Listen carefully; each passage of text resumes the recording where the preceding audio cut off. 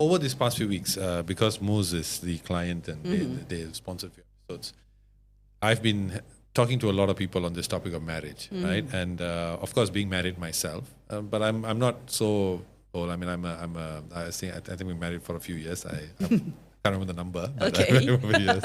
I'll edit this part out. Yes. I tend to sometimes, while I'm asking a question and the person is answering, even in your case, I'm sort of doing a bit of reflection on my marriage, right? Yes.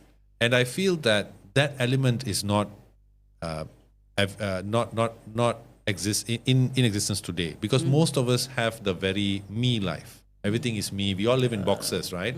Whereas in previous generations or in past, you always had maybe family members, avuncular figures who can come and give a words of wisdom to help you on. Do you think that's the contributing factor to why we sort of have reached this situation where even among Muslims, divorce is becoming ever more apparent? Yeah.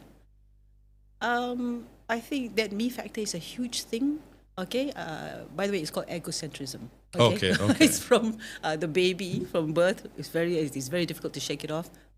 Naturally, it will come, as you say, when there are more people around you. They offer other kinds of points of view, etc., etc. But I think in the past, decade or two or so, everybody's really realized their voice and know that they don't want to lose out. If there's an opportunity, they will go for it, and they will voice and they will say it. And then now, all the more with the digital platforms and devices, everything they can have access to, all the more they will want to do it. Me, my voice. I mean, WhatsApp, for example, is a wonderful communicative tool because I speak first. You cannot say anything until I finish, and then you speak, right? And then I speak and speak. Actually, that's a very peaceful way of having communication. We call it peacemaking in the education line where I do it. We actually have something like a peaceful a dove or flower, and it's like the conch in a lot of the flies. Is it like a lot of the rings? A lot of the flies. Okay, I speak first. I've got the conch. Okay, I don't like it when you look at me like that. It makes me feel very uncomfortable. I need you to stop looking at that. Please stop it. Okay, then you speak and you say, I'm looking at you like that because there's something that goes on, right? So it's one other. So I think with that, people want to be able to have to say, in real life, like right now, you and I respect each other. We're doing something, that we take turns speaking. But if you go to a coffee shop nearby, or anything, you know what I'm saying? I think given the choice, if we had a way whereby, okay, whoever follows the rules, you get 100 ringgit something, maybe they make an effort or something like I speak first, then you first. But otherwise, people just like to want to have their say. They call them, as I say, keyboard warriors when you're on the keyboard and when you can speak in real life, right? It's a bit difficult if you haven't been brought up that way to say that let's have equal rights or opportunity to speak. Okay, so when they say me, then it is difficult. I mean, for example, lockdown, COVID, we just everywhere we looked, it's just you, what about me? Okay, and then I don't want to speak, I don't want to say anything, but then it will wear off somebody in the family because you're stuck together.